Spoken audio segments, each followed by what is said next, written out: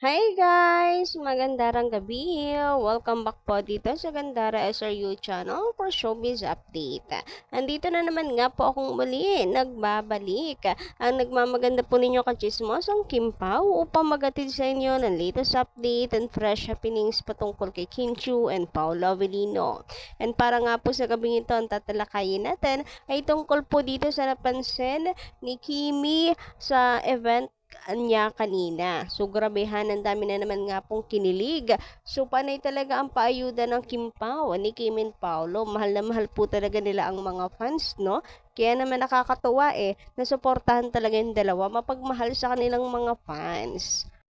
But before that, sa mga hindi pa po nakaka-subscribe dito sa ating channel, maaari lamang na pindutin po ninyo ang subscribe button at notification bell para mag-updated po kayo at ma-notify tuwing may bago tayong chika at balita hinggil sa Kim Pao.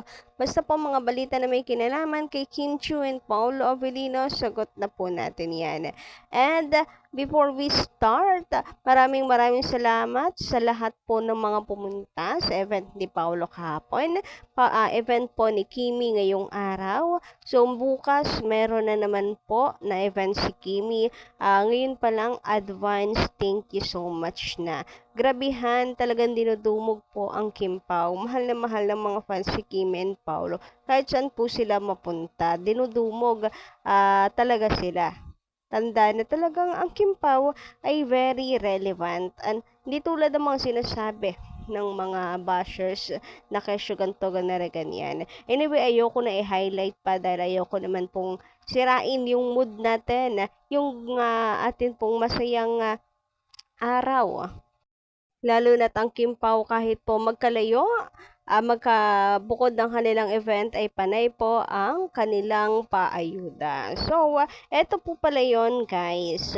Napansin ni Kimi ang banner ng Paolo Avellino Global and hanga din ako dito sa Paolo Avellino Global dahil syempre fanbase po ito ni Paolo pero andyan din sila to support Kimi. Hindi ba nakakatuwa?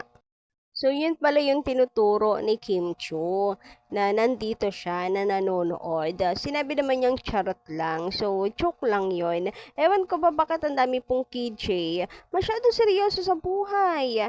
Ang hirap niya namang pasayahin. Do sa last vlog natin, natatawa na lamang ako kasi meron pong mga KJ na ang hirap pasayahin. Gustong-gusto niyo ba na mabilis kayong tumanda, magkasakit?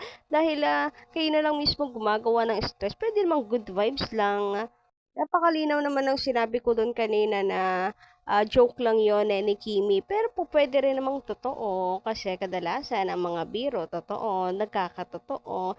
Sa panahon ngayon kasi kung ano yung pangako siyang hindi totoo at kung anong biro siyang totoo. Baliktad na Anyway, ayun nga, napakalinaw na nagbibiro lang itong si Kimi. But I also want to greet and congratulate Paolo Avellino Global dahil napansin sila ni Kimi. I think kaya agaw pansin to kay Kim Chiu na siya na overwhelmed. Siguro na siya na touch kasi solo to fan tawag dito fan base ni Papi Paolo pero nandun sa event ni Kimi, di ba? Hindi naman Kim Pao fans pero nandun nakasupport sa kanya. So, ibig sabihin, pati po ang fandom ni Paolo ay nagmamahal kay Kimi kung sino yung mahal ni Paolo. At nakakapagpasaya kay Paolo for the support din sila. Kaya, sobrang na-touch siguro si Kim Chiu, kaya hinighlight din niya. Pinansin niya. So, again, congratulations sa PAG.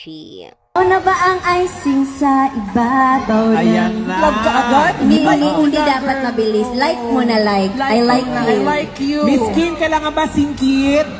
Kahit ano. Ay. Sinong kaloka-like? Kaloka-like ni... Ayan. Sino ba? Sino? Paolo. Actually, nanonood siya ngayon. Ayun siya, oh.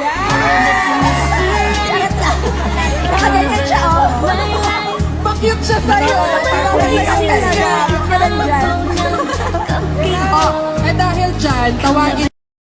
Anyway, Anyway, speaking of ka-look-alike, so eto nga guys, at meron pong entry na kung saan si Kuya, ayan, siya daw po ang ang ka-look-alike niya ay si Paolo Avellino, and kinapi nga niya yung post nitong si Papi dun sa picture.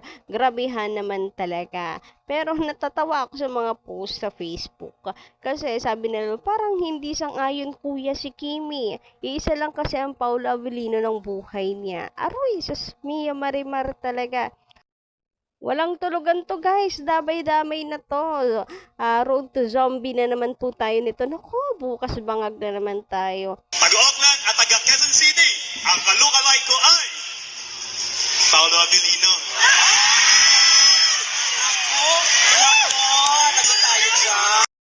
So, mainit ka pong pinag-uusapan ito ngayon sa SOCMED, lalo na ngayon sa Facebook. Grabehan naman. At talagang natawa sila sa reaction ni Kim Chiu na parang hindi agree. Parang hindi pumapayag na papalitan po ang kanyang Paolo Avellino kasi nag-iisa lang yan. Aroy, Diyos ko, mga inday, patulogin niyo ako. Ayaw pumayag ni Kim na agawin siya kay Paolo. So, sa original Paolo Avellino lamang daw siya. Hindi papaagaw si Kimi.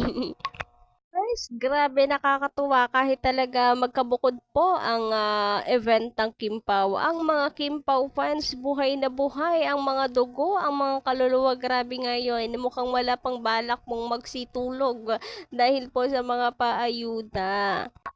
Samantala, sabi naman dito ni Ginang Nancy Gonzalez, magandang gabi po sa inyo. Shout out kung nanonood kayo ngayon. 10 na rin po na inyong pamilya. Sabi niya dito, Kim Pao forevermore.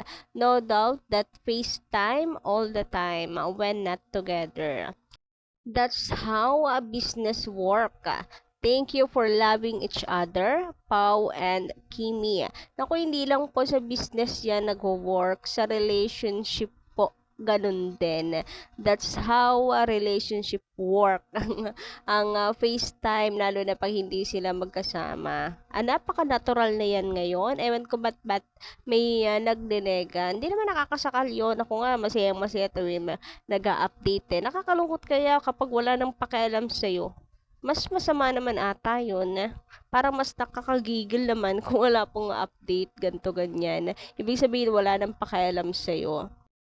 Wala naman sigurong persahang nagaganap. Pwede namang nangi-stock lang ng mga post ng mga fans. Kamusta na ngayon si Paolo? Ano nang ginagawa? Baka busy kaya hindi nakakapag-reply. Stock na lang ako ng post ng mga fans. Baka meron tayong masagap. Ganon. Pwede namang ganon. Bakit tawag dito, nililimitahan niyo yung utak niyo. Ang dami naman pong maaaring pwedeng, kung bakit nakatutok sa cellphone parate. Anyway, sabi naman po, dito na isa pa, ang iba pa nating komentor, masaya ang Kim Pao at mahal nila ang isa't isa, kaya natural lang na communication is the key, lalo't malayo sila sa isa't isa. From Ginang Presi. Mula naman kay Ginang Elena Fernandez, masaya ang Kim Pao fans. Sana all. God bless. And kay Miss Rodeline Gumban, shout out din po sa inyo. Agree ako, hindi masama ang magkamustahan. Basta masaya ang Kim Pao, masaya din tayo. So, sa troll lang tayo, no? Real talk. Knowing Kim Pao, sanay na rin po sila na magkasama. Kahit po busy, 'di ba, nung dalawa, tuwing umaga, nagwo-workout po sila para meron silang time sa isa't isa, sabay talaga. So, sanay na silang nakikita isa't isa sa araw-araw, mapasaglit man lang, buo na yung araw nila. So, why questioning yung FaceTime? Anyway, yun lang po ang ating update sa gabing ito. Maraming salamat sa pakikinig and don't forget to click the subscribe button and notification bell for more updates. Maraming salamat!